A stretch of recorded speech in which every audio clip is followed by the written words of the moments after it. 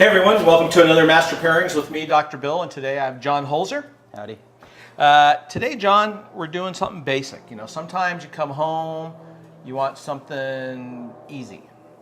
And even though this is a 3-cheese macaroni and cheese, sometimes I understand people go for the craft in the cabinet. So what's going to pair with that? You just don't want a beer that to wash it down as a beverage. I mean, macro drinkers, you know, they go, yeah, Coors works perfectly with hot dog. Yeah. Sure it does. So does water.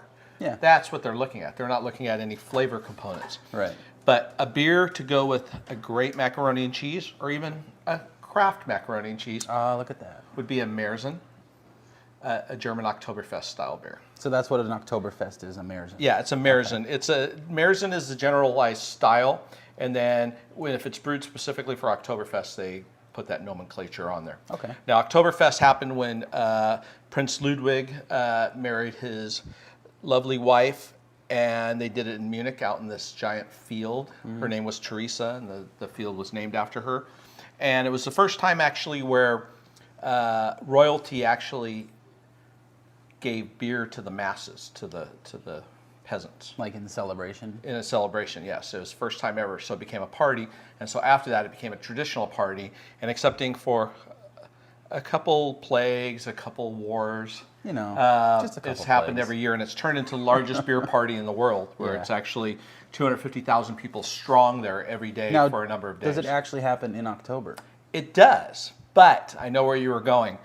Most Americans celebrate Oktoberfest during October 1st through October, Right. the end of the month. That only makes sense. It actually is 2 weeks into September.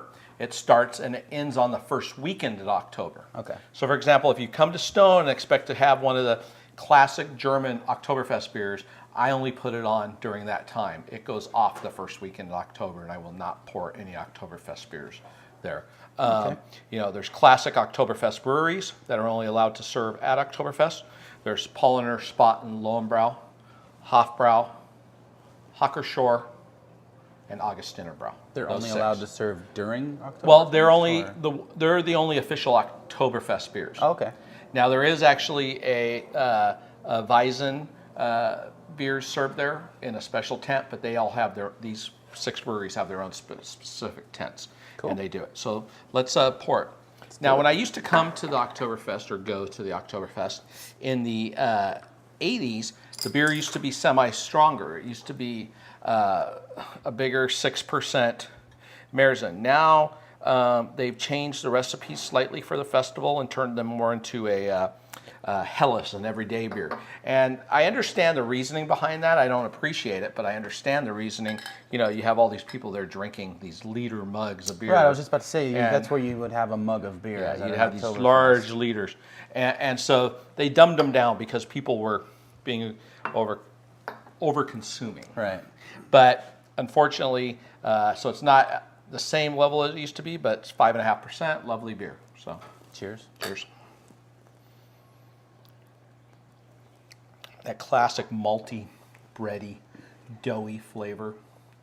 Just well-rounded German lager. Refreshing. Just nice, just enjoyable. Let's jump into this macaroni and cheese and see. This is really thick and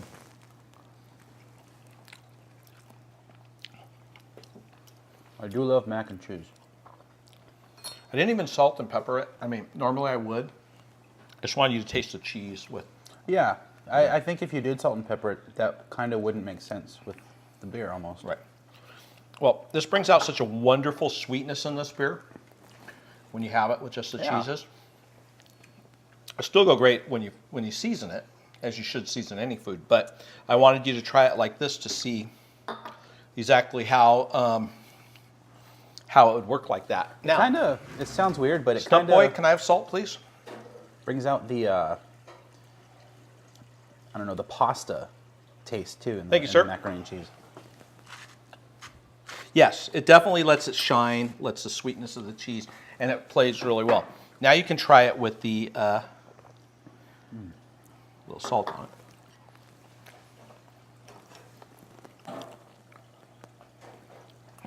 It doesn't really change it, except you get this little more bitterness, saltiness in the back.